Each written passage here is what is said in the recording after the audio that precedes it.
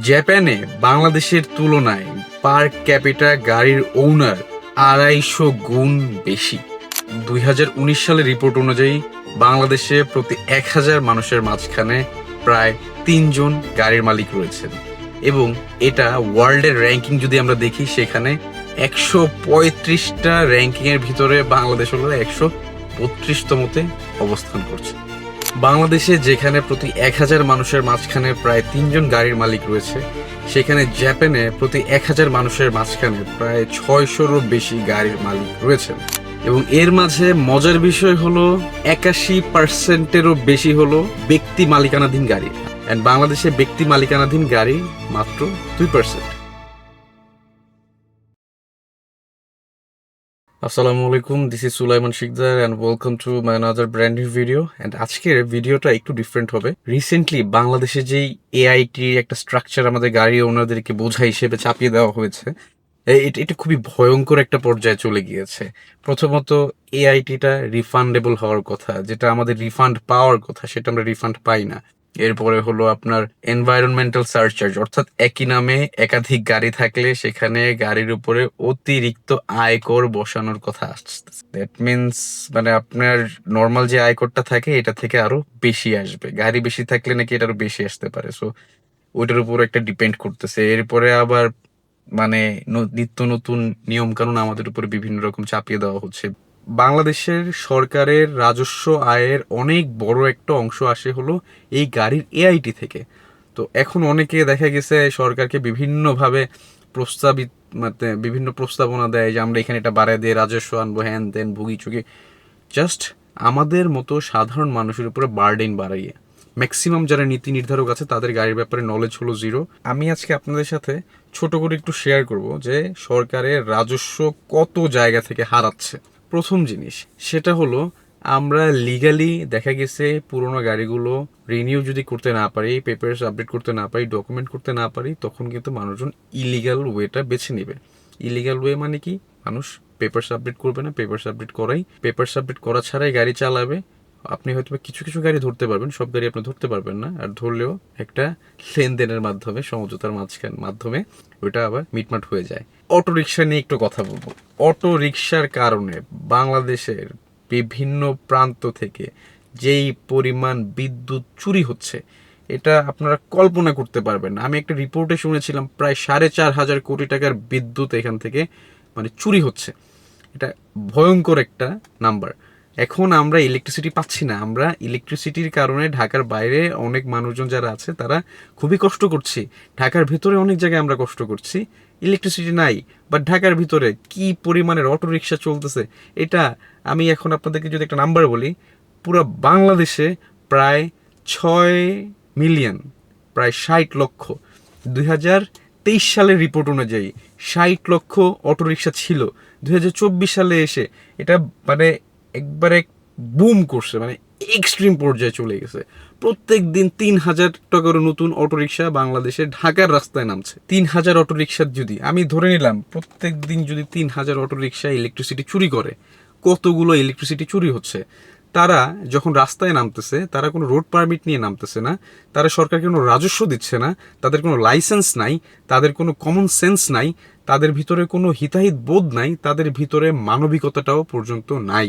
তারা যখন তাদেরকে আটকে দেওয়ার কথা বলা হয় তারা বলে আমরা রাস্তায় শুয়ে পড়ব, আমরা চুরি ডাকাতি করব, আমরা ছিনতাই করব, আমরা মাদক বেচবো, আমরা এটা করব, আমরা ওইটা করব, আমরা সরকারকে গদি থেকে নামায় দিব। এত সাহস তারা পায় কোথা থেকে? আমরা যখন কোনো একটা ব্যবসা করতে যাই, আমরা যখন কোনো একটা গাড়ি কিংবা যানবাহন লিগালি কিনতে যাই, তখন কিন্তু সরকারের থেকে পারমিশন নিয়ে তারপর আমাদের রাস্তায় নামাইতে হয়। কিন্তু বাংলাদেশে দেখবেন অটো রিক্সাগুলো যেভাবে নামতেছে, বিভিন্ন নট জাস্ট অটো রিক্সা, আমি একটু পরে আরেকটা গাড়ির কথা বলবো। বাংলাদেশে যেই পরিমাণের অটো রিক্সা ইলিগালভাবে চলতেছে, তারা বাংলাদেশে যখন জার্নি স্টার্ট করে বা তারা ঢাকা শহরে যখন ঢুকে, তারা তো সরকারের থেকে কোনো পারমিশন নেয়নি, তারা কোনো রোড ট্যাক্স দিচ্ছে না, অথচ তারাই আবার পুনর্বাসন দাবি করতেছে। আপনি কোনো অনুমতি নিলেন না, আপনি কোনো নিয়ম কানুন মানলেন না, আপনি কর ফাঁকি দিলেন, এবং আপনি আবার পুনর্বাসন চাচ্ছেন। আপনি কার কাছে জিজ্ঞেস করে ঢাকায় ঢুকছেন ভাই? আপনি কার কাছে জিজ্ঞেস করে রাস্তায় নামছেন ব্যবসা করতে, মানে অটোরিকশা চালাইতে? আমরা তো যারা ব্যক্তিগত গাড়ি ব্যবহার করি ব্যক্তিগত গাড়ি দিয়ে ইনকাম হয় না। ব্যক্তিগত গাড়ি আমরা আমাদের নিজেদের স্বার্থে ব্যবহার করি, আমাদের দেশের স্বার্থে ব্যবহার করি।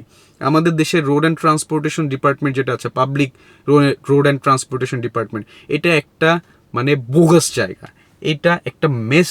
এটা মানে আমি এই স্ট্রিক্ট কথাগুলো মানে এই কথা আমি আর মানে কন্ট্রোল করতে আমার কষ্ট হচ্ছে, এমন কথা আসতেছে আমার। লোকাল বাসের ভিতরে পা রেখে বসার জায়গা থাকে না, রেগুলার হ্যারাসমেন্ট হচ্ছে, গাড়ির কোনো ফিটনেস নাই, তারা কোনো কিছু মানতেছে না, তাদের কোনো জায়গায় কোনো কিছু ঠিক ঠিকানা নাই, অথচ তারা ঠিকঠাক চলতেছে। অ্যান্ড আমরা যারা ব্যক্তিগত গাড়ির মালিকরা আছি, আমরা চলতে গেলেই আমাদের সমস্যা হচ্ছে। আমি জাস্ট একটা অটোরিকশার এক্সাম্পল দিলাম যে এতগুলো অটোরিকশা এখানে আছে। আমি আরেকটাই হিসাব দিব আপনাদেরকে। 2025 সালের ঈদের সময় 2025 সালের ঈদের সময় প্রায় 500টা অ্যাক্সিডেন্টের সাথে অটোরিকশা সরাসরি জড়িত। নর্মালি আমরা বাংলাদেশের যে অ্যাক্সিডেন্টের সিনারিওটা হিসাব করি, সেখানে রিপোর্ট অনুযায়ী প্যাডেল চালিত রিকশার কারণে অ্যাক্সিডেন্ট হয়েছিল 12%, 30%-এরও বেশি অ্যাক্সিডেন্ট হয়েছে অটোরিকশার কারণে। 2023-24 সালের রিপোর্ট অনুযায়ী পুরো বাংলাদেশে প্রায় 52,000 অটোরিকশা জনিত অ্যাক্সিডেন্ট হয়েছে। এটার ব্যাপারে কি আমরা কোনো মানে স্টেপ নিয়েছি? আমরা নেই নাই। আমরা কি করছি? গাড়িওয়ালাদের উপরে আরও চাপায় দিছি, যেখানে গাড়িওয়ালারাই ম্যাক্সিমাম টাইমে নিয়ম নীতি মেনে চলতেছে। তারা ট্যাক্স দিচ্ছে, তারা ভ্যাট দিচ্ছে, তারা রোড পারমিটের জন্য টাকা দিচ্ছে, এআইটি দিচ্ছে, সব কিছু দিচ্ছি, তারপরেও আমরা আবার ভুগতেছি। বাট অটো রিক্সাওয়ালারা ভুগতেছে না। তারা চুরির পর চুরি করে যাচ্ছে, হাজার হাজার কোটি টাকার রাজস্ব তারা চুরি করে যাচ্ছে, তাদের কোনো সমস্যা নেই। সমস্যা হচ্ছে আমাদের, তারা এখান থেকে আর্ন করতেছে, আমরা গাড়ি দিয়ে আর্ন করি না। এরপরে আসি হলো গ্যাসের সংকট নিয়ে। বাংলাদেশে এখন গ্যাসের সংকট, বিভিন্ন ফ্যাক্টরি, বাসাবাড়ি, সব জায়গায় ভয়াবহ অবস্থা। বাংলাদেশের ইকোনমিটা এখন খুবই খারাপ একটা পরিস্থিতির ভিতর দিয়ে যাচ্ছে ইলেকট্রিসিটি অ্যান্ড গ্যাসের সংকটের কারণে। ইলেকট্রিসিটিটা তো বললাম এখান থেকে কি পরিমাণে চুরি হচ্ছে। এখন যদি একটু গ্যাসের ব্যাপারে বলি, বাংলাদেশে প্রচুর পরিমাণে ইলিগাল লেগুনা, অবৈধ এই টাইপের লেগুনা টাইপের গাড়ি চলতেছে, যাদের কোনো ফিটনেস নাই, যাদের কোনো রোড পারমিট নাই, যাদের কোনো ঠিক ঠিকানা নাই, তারা অবৈধভাবে এগুলো ব্যবহার করছে। তারা গ্যাসের উপর পুরোপুরি ডিপেন্ডেন্ট এবং তারাই রাস্তাঘাটের যানজট বাড়াচ্ছে। অটোরিকশা, লেগুনা, উল্টাপাল্টা যেসব লোকাল বাসগুলো চালায় তারা, এই সব কারণে ঢাকার শহরটা একবারে নষ্ট হয়ে যাচ্ছে, জঞ্জালে ভরে যাচ্ছে। আমি জাস্ট আপনাদেরকে ইলেকট্রিসিটি অ্যান্ড গ্যাসের প্রবলেমের কথা বললাম। আপনি এরপরে রাস্তায় নেমে দেখেন চুরি ছিনতাইয়ের সাথে বাংলাদেশে ঢাকা শহরে এবং বিভিন্ন আনাচে কানাচে যত বেশি চুরি ছিনতাই হচ্ছে, যত পরিমাণে চুরি ছিনতাই হচ্ছে, এটার অনেক বড় একটা অংশের সাথে অটোরিকশা চালকরা জড়িত। নীতি নির্ধারকের কাছে আমাদের বিশেষ অনুরোধ, আপনারা এভাবে আমাদের উপরে সবকিছু চাপায় না দিয়ে আমাদের সাথে কথা বলেন, আমাদের প্রবলেমসগুলো শোনার চেষ্টা করেন। আমরা আপনাদের সাথে শেয়ার করি, আমরা যারা অটোমোটিভ ইন্ডাস্ট্রির সাথে কানেক্টেড, আমরা আপনাদের সাথে শেয়ার করি যে কিভাবে আপনারা এই ঢাকার শহর এবং বাংলাদেশের রোড অ্যান্ড ট্রান্সপোর্টেশন ডিপার্টমেন্ট যেটা আছে বা রোড অ্যান্ড সেফটির ব্যাপারগুলো আপনারা কিভাবে ইনশিওর করতে পারবেন, এগুলো আমরা আপনাদের সাথে শেয়ার করি। আপনি দেখবেন যে বিভিন্ন দেশে, বিভিন্ন ডেভেলপড কান্ট্রি, লেটস সে জার্মানিতে অটোমোটিভ ইন্ডাস্ট্রিটা এত পপুলার হওয়ার কারণ হলো তারা অটোমোটিভ ইন্ডাস্ট্রিকে সাপোর্ট করতেছে, তারা অটোমোটিভ জিনিসকে সাপোর্ট করতেছে। তারা জাস্ট ট্যাক্স দিতেছে না, তারা ট্যাক্সের রিটার্ন পাচ্ছে। জাপানেও তারা শুধু ট্যাক্স দিচ্ছে না, তারা ট্যাক্সের রিটার্ন পাচ্ছে। সিঙ্গাপুর, মালয়েশিয়াতে তারা জাস্ট ট্যাক্স দিচ্ছে না, তারা সেটা রিটার্ন পাচ্ছে। আমরা কোনোটাই পাচ্ছি না, আমরা খালি ভুগতেছি, আমরা খালি দিয়ে যাচ্ছি, পাওয়ার বেলায় আমরা কিছুই পাচ্ছি না। আমরা টায়ারের সাইজ পরিবর্তন করতে পারতেছি না, আমরা আমাদের গাড়িতে মডিফিকেশনস করতে পারতেছি না। আবার রাস্তাঘাটে অটোরিকশা, বিভিন্ন মানে ইলিগাল যানবাহনের কারণে রাস্তাঘাটে একটা প্রবলেম হলে আমরা হর্ন দিতে গেলে হর্নের কারণে মামলা হচ্ছে, আমাদের গাড়ি পার্কিংয়ের জন্য মামলা হচ্ছে। একটা পার্কিং স্পট নাই, আমি হর্ন দিতে পারতেছি না, আমি গাড়ি রাস্তায় চালাতে পারছি না, আমি কোনো জায়গায় কোনো কিছু করে শান্তি পাচ্ছি না, অথচ আমরাই সবচেয়ে বেশি ট্যাক্স দিচ্ছি। কেন ভাই? আমরা কি শত্রুতা আমি করছি আপনাদের সাথে? আমরা তো সরকারের শত্রু নই, আমরা সরকারের বন্ধু। নীতি নির্ধারক আছে, একটু মাথায় কিছু রাখেন, রেখে এরপরে কাজ করেন। আপনি আজকে হয়তো নীতি নির্ধারণ করতেছেন, আপনি যদি সৎ একজন নীতি নির্ধারক হন, আপনিও তো ভবিষ্যতে গাড়ি বাংলাদেশে কিনবেন, আপনার উপরেও তো এটা চাপবে, আপনার সন্তানের উপরে এটা চাপবে, আপনার উপরে না চাপলে আপনার সন্তানের উপরে তো চাপতে পারে। আমরা আপনাদের কাছে বিশেষভাবে অনুরোধ করছি, আপনারা আমাদের এই কষ্টগুলো বোঝার চেষ্টা করেন। আমরা সরকারকে ট্যাক্স দিতে চাই, আমরা ভ্যাট দিতে চাই, আমরা সব কিছু দিতে চাই, আমরা লিগালি জিনিসগুলো করতে চাই, আমাদের জন্য সহজ করে দেন। লিগাল প্রসেস যখন সহজ হয় তখন মানুষ ইলিগাল প্রসেস ভুলে যায়। আর আপনি যখন লিগ্যাল প্রসেসটা কঠিন করে দিবেন, তখন মানুষ ইলিগাল প্রসেসটা খুঁজে খুঁজে বের করে ওগুলো করবে। আমাদেরকে রেহাই দেন ভাই। উপরে আল্লাহ বলতে একজন আছে, উনি সব দেখতেছেন, সব বুঝতেছেন। আপনাদেরকে আল্লাহর দোহাই লাগে ভাই, আপনাদের প্রতি আল্লাহর দোহাই লাগে আমাদের, যে ভাই আপনারা আমাদের কষ্টটা বোঝার চেষ্টা করেন, আমাদেরকে এভাবে জুলুম করবেন না, আমাদের উপরে এভাবে জুলুম চাপিয়ে দিয়েন না ভাই। আপনারা এভাবে জুলুম চাপিয়ে দিয়েন না। আমরা অনেক কষ্টে আছি ভাই, আমরা কোনো কিছুতে শান্তি পেতেছি না গাড়ি নিয়ে।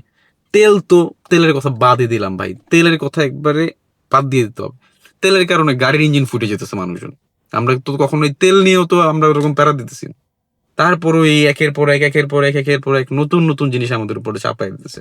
আই হ্যাভ নো আইডিয়া যেটা কতদিন থাকবে, আর আমার মাথায় আসতেছে না যেটার কোনো সলিউশন হবে কি হবে না। বাট আমি আজকে ফ্রাস্ট্রেশন ঝাড়লাম, কয়েকদিন পরে আরও একজন ফ্রাস্ট্রেশন ঝাড়বে। আমার দেখা দেখি, তাদের দেখা দেখি, এরকম একজনের থেকে 10 জন হবে, 10 জন থেকে অনেক মানুষ আপনাদের ফ্রাস্ট্রেশন ঢালবে। আর যদি আপনারা ওগুলোও কানে না নেন ভাই, উপরে আল্লাহ আছে, আল্লাহ আপনাদের বিচার করবে। আর কোনো কিছু বলার নাই। So this was the video. ভালো থাকবেন, সুস্থ থাকবেন, আল্লাহ হাফিজ।